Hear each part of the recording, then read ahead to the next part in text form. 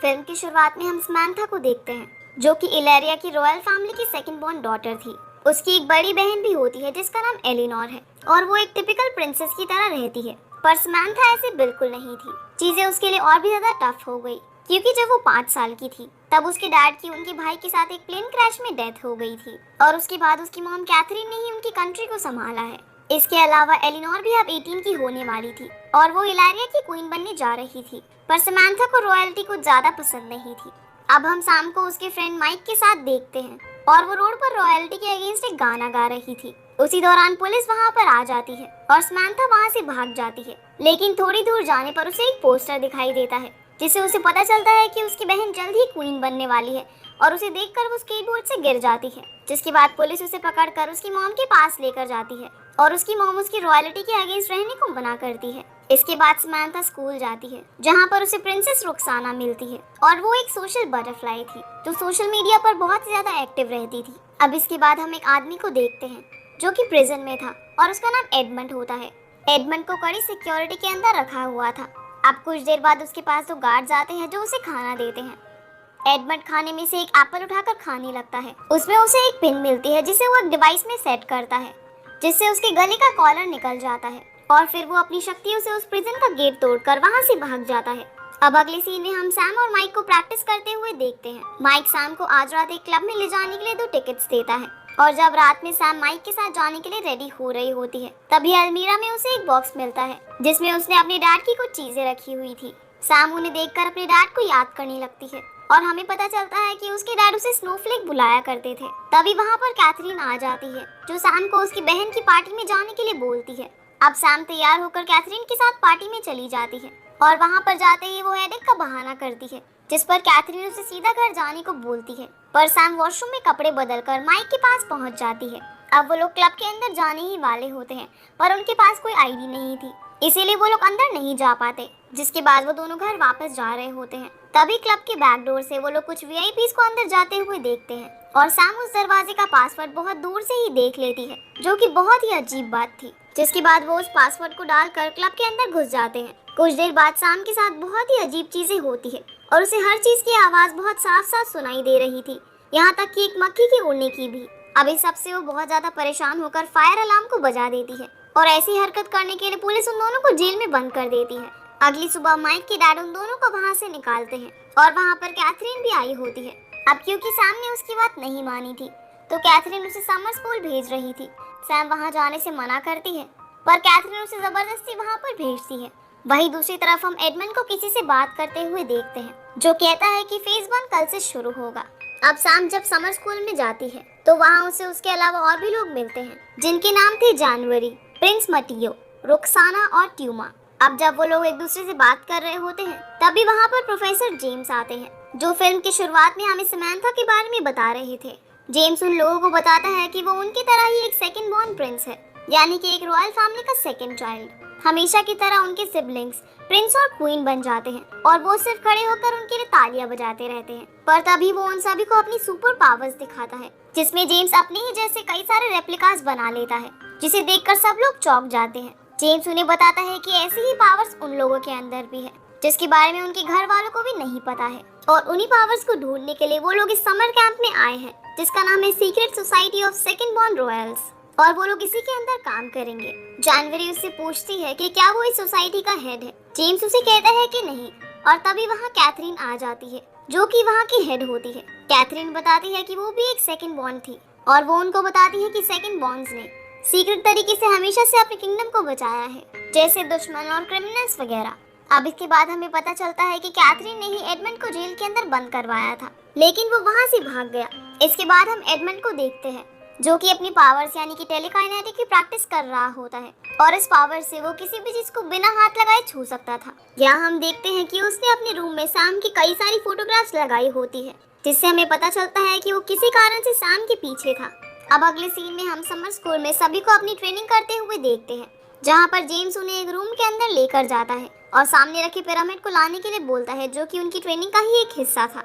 अब इस ट्रेनिंग के दौरान उन्हें अपनी सुपर पावर्स के बारे में पता चलने लगता है, जैसे रुक्साना के पास इनविजिबल होने की पावर्स थी, ट्यूमा के पास किसी से अपनी बात मनवाने की पावर्स, जनवरी के पास ऐसी पावर्स थी जिससे वो किसी की भी ताकत को अपना सकती थी, और सैम के पास सुपर सेंसेस की पावर थी जिससे उसे खतरे का पता चलता है, और मटियो के पास ऐसी पावर्स थी जिससे वो फ्लाइज या बग्स की मदद से किसी भी चीज को लिफ्ट कर सकता था। पर ट्रेनिंग के दौरान उनमें से कोई भी उस पिरामिड तक नहीं पहुंच पाता। अब अगले दिन उनकी ट्रेनिंग फिर से शुरू होती है, जहां जेम्स सैम के सामने बहुत सारी आवाजें एक साथ प्ले कर देता है और उन्हें उस सबको समझकर एक एक करके सॉल्व करना था।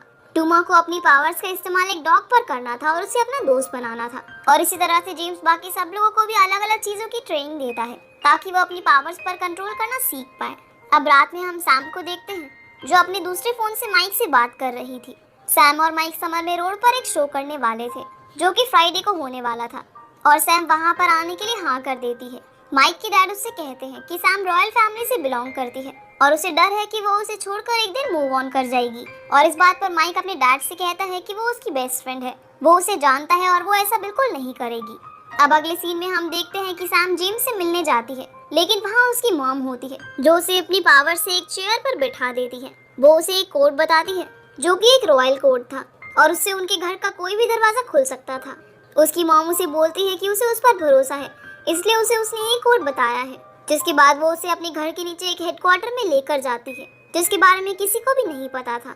वहाँ पर कई सारे वेपन्स थे जिन्हें चोरी होने से बचाया गया था, और वहाँ पर रॉयल फैमिली की सभी जनरेशंस की फोटो भी लगी हुई थी। पर सैम वहाँ एक एम्प्टी फ्रेम को नोटिस करती है, जिसके पूछने पर कैथरीन बताती है कि ये उनकी फैमिली का ही एक मेंबर था जिसने उन्हें धोखा दिया था। अब इसके बाद हम उन लोगों को फिर से ट्रेनिंग करते हुए देखते हैं। इस बार सैम अपनी ट्रेनिंग पे बहुत अच्छी तरह से ध्यान देती है, और बाकी सभी लोग भी अच्छा काम कर रहे थे सिवाय रुखसाना के, जो अभी भी अपनी पावर्स पर कंट्रोल नहीं कर पा रही थी। तभी जेम्स रुखसाना का फोन लेकर आता है और उसे अपनी फॉलोअर्स के सामने इसी तरह से लाइव पर जाने की धमकी देता है, पर रुखसाना बिना रेडी हुए अपनी फॉलोअर्स के सामने नहीं जा सकती थी, इसीलिए वो वहाँ से गायब हो जाती है, और इसी तरह उसे भी अपनी पावर्स पर कंट्रोल करना आ जाता है। अब रात में जब सैम शो पर आने के लिए चुपके से निकल रही होती है, तभी वहाँ पर इमरजेंसी अलार्म बज जाता है और उन्हें एक मिशन के लिए बुलाया जाता है। जेम्स उन्हें बताता है कि एक प्रीशियस क्राउन को कोई चोरी करने वाला है और उन लोगों को उसे चोरी होने से बचाना है। जब वो लोग उस जगह पर पहुंचते हैं, तभी सैम को फील होता है कि उसके पीछे से कोई गुजरा है और वो उसे देखने के लिए चली जाती है। इसी तरह एक एक करके सभी लोग क्राउन के पास से गायब हो जाते हैं, और रुखसाना उसे पंच कर गिरा देती है, जिसे उन लोगों को लग रहा था कि क्राउन चोरी कर भाग रहा है, लेकिन वो प्रिंसेस एना निकलती है। अब जब तक वो लोग क्राउन के पास पहुंचते हैं, तब तक वो वहाँ से गायब हो चुका था। जेम्स वहाँ पर आकर उन सब पर गुस्सा करता है। असल में ये सब उनकी ट्रेनिंग का हिस्सा था।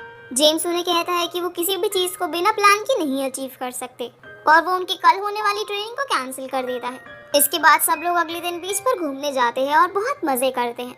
पर जब वो लोग शाम को वापस से समर स्कूल आ रहे होते हैं, तब जानवरी और सैम चुपके से सैम के पैलेस जाते हैं, और सैम उसके सामने ही सीक्रेट कोड से गेट को ओपन करती है। जिसके बाद वो लोग सैम के स्टूडियो जाकर वहाँ पर म्यूजिक प्ले करने लगते हैं, लेकिन तभी वहाँ पर माइक आ जाता है।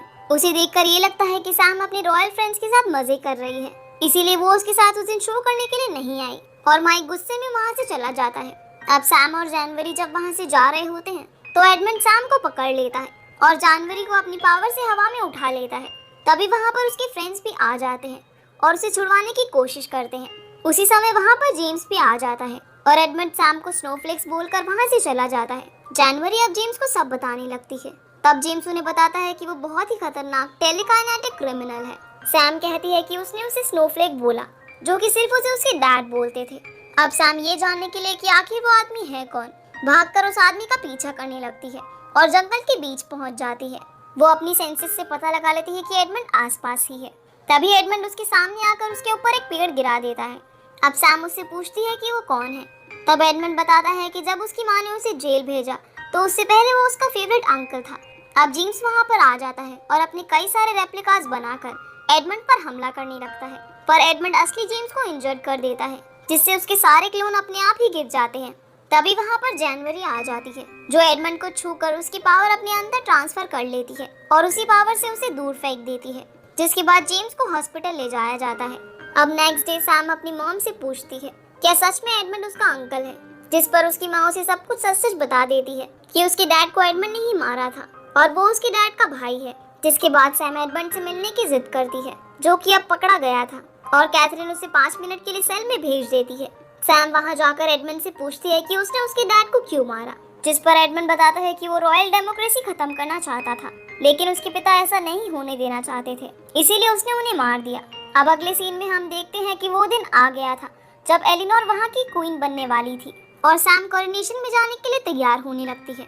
वहाँ उसके फ्रेंड्स भी आते हैं और टूमा एक लड़की को इम्प्रेस करने की कोशिश करता है जहाँ उसकी पावर्स काम नहीं करती क्योंकि उसकी पावर्स जानवरी ने चुरा ली थी।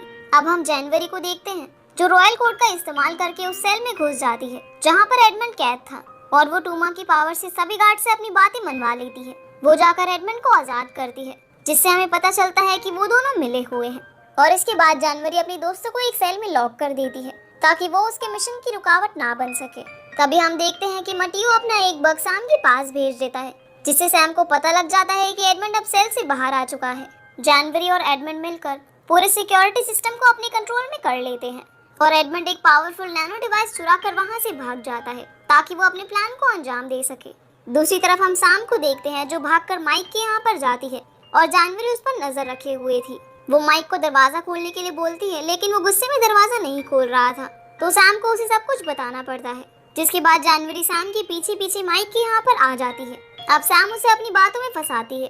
तब जानवरी रिवील करती है कि उसे एक सेकंड बॉन्ड बनकर नहीं रहना है, उसे भी अपनी कंट्री पर रूल करना है, इसीलिए वो अपने भाई को मरवाना चाहती है और इस काम में एडमंड उसका साथ देगा, इसीलिए वो भी उसका साथ दे रही है। पर तभी माइक उसके सर के ऊपर एक बोरी गिरा देता है जिससे वो वहीं पर बेहोश हो जाती है। अब इसके बाद सैम जाकर अपने दोस्तों को छुड़ाती है, जिसके बाद वो देखती है कि डीएनए बेस्ड नैनो डिवाइस वहाँ से गायब है और वो समझ जाती है कि एडमंड उसमें अपना डीएनए डालकर पूरी रॉयल फैमिली के लोगों को मिटाना चाहता है, इसीलिए वो अपने दोस्तों के साथ मिलकर एडमंड को रोकने का प्लान बनाती है। वहीं दूसरी तरफ एडमंड नैनो डिवाइस को ऑन करके उसमें 4 मिनट का टाइमिंग सेट कर देता है, पर तभी सैम वहाँ पर आकर उसे रोक लेती है। एडमंड उसे कहता है कि ये एक नई शुरुआत होगी, पर सैम उसे कहती है कि ये एक मर्डर है। इतने में वहाँ ट्यूमा और रुक्साना भी आ जाते हैं। रुक्साना इनविजिबल होकर वो डिवाइस सैम को दे देती है और सैम उसे लेकर वहाँ से कूद जाती है जहाँ उसे बहुत सारी बटरफ्लाइज बचा लेती है जिन्हें मटियो कंट्रोल कर रहा था। अब सैम वहाँ से भागकर अपनी स्टूडियो में जाती है और एडमंड भी उसका पीछा करते हुए वहाँ पर आ जाता है। वो लोग अपने प्लान के अकॉर्डिंग एडमंड को एक रूम में बंद कर देते हैं जहाँ पर उन्होंने वही कॉलर रखा हुआ था जिसकी मदद से एडमंड अपनी शक्तियों का इस्तेमाल नहीं कर पाता था। और हम देखते हैं कि माइक वहाँ पर पहले से ही मौजूद था जो उस नैनो डिवाइस को एडमंड की तरफ पॉइंट कर देता है और 4 मिनट का टाइमिंग खत्म होने पर एडमंड भी खत्म होकर उस डिवाइस के अंदर कैद हो जाता है। और वहीं दूसरी तरफ एलिनोर भी अब क्वीन बन चुकी थी और उसने रॉयल फैमिली को खत्म होने से बचा लिया था, जिसके बाद उन लोगों की ट्रेनिंग पूरी हो जाती है और अब वो लोग उस पिरामिड को भी पा लेते हैं। कैथरीन उन्हें कहती है कि अगर वो लोग साथ हैं तो वो लोग कुछ भी कर सकते हैं। अब एलिनोर को भी सब कुछ पता चल चुका था और वो सैम को उसे बचाने के लिए थैंक्स बोलती है। अब इसके बाद हम देखते हैं कि कैथरीन उन्हें एक और मिशन पर भेज रही होती है क्योंकि एडमंड तो उनकी कस्टडी में था, पर जानवरी वहाँ से भाग गई थी और अब वो लोग उसे पकड़ने के लिए जाते हैं, जिसके बाद ही मूवी यहीं पर खत्म हो जाती है। तो गाइज ये थी आज की वीडियो एंड आई होप आप लोगों को वीडियो पसंद आई होगी, तो वीडियो को लाइक कर चैनल को सब्सक्राइब जरूर कीजिएगा। तो आपसे फिर मिलते हैं अगली वीडियो में, तब तक के लिए गुड बाय।